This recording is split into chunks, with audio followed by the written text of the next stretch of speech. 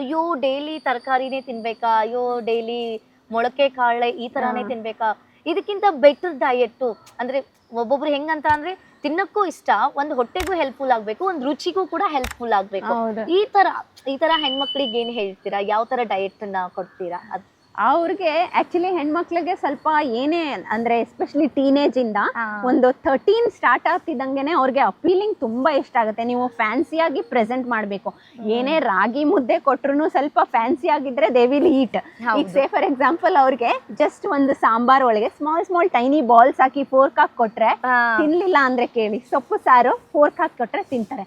ಆಮೇಲೆ ನೀವು ಸಲಾಡ್ ತರಕಾರಿ ತಿನ್ಬೇಕು, ಏನ್ ಮಾಡ್ತೀರಾ? ಸ್ವಲ್ಪ ಬೇಯಿಸಿದ ಪೀನಟ್ಸ್ ಮತ್ತೆ ಕಲರ್ಫುಲ್ ಡಿಫ್ರೆಂಟ್, ಈಗ ಕ್ಯಾರೆಟ್ ಇರ್ಬೋದು, ಬೇಬಿ ಕಾರ್ನ್ ಇರ್ಬೋದು, ಇಲ್ಲ ಸ್ವೀಟ್ ಕಾರ್ನ್ ಇರ್ಬೋದು, ಬೇಯಿಸಿದ ಕಡಲೆ ಬೀಜ, ಪೊಮೊಗ್ರಾನೆಟ್, ಈ ತರ ಡಿಫ್ರೆಂಟ್ ಕಲರ್ಫುಲ್ ಕೊಟ್ರೆ ಇಟ್ ಈಸ್ ಅಗೇನ್ ಅಪೀಲಿಂಗ್.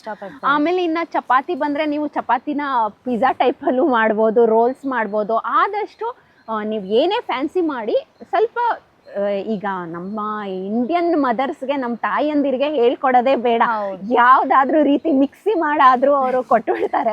ನಿಮಗೆ ಗೊತ್ತು ಪಾಲಕ್ ಪೂರಿ ಅಂತ ಎಲ್ಲ ಕಂಡಿಡ್ಬಿಟ್ಟಿದಾರಲ್ಲ, ಈಗ ಹಾಗೇನೆ ಮೇಥಿ ಪರಾಟ ಮಾಡ್ಬೋದು, ಈಗ ಮೆಂತ್ಯಾನ ಅದಕ್ಕೆ ಹಾಕ್ಬೋದು, ಇಲ್ಲ ಪಾಲಕ್ ಗ್ರೀನ್ ಚಪಾತಿ ಮಾಡ್ಬೋದು, ಬೀಟ್ರೂಟ್ ಚಪಾತಿ ಮಾಡ್ಬೋದು. ಜಸ್ಟ್ ಅಲ್ಟಿಮೇಟ್ಲಿ ಅದು ಲುಕ್ ಚೆನ್ನಾಗಿರ್ಬೇಕು, ಅವ್ರಿಗೆ ರುಚಿನೂ ಇರಬೇಕು, ಜೊತೆಗೆ ಕಲರ್ಫುಲ್ ವೆಜಿಟೇಬಲ್ಸ್ ಇನ್ಕ್ಲೂಡ್ ಆಗಬೇಕು.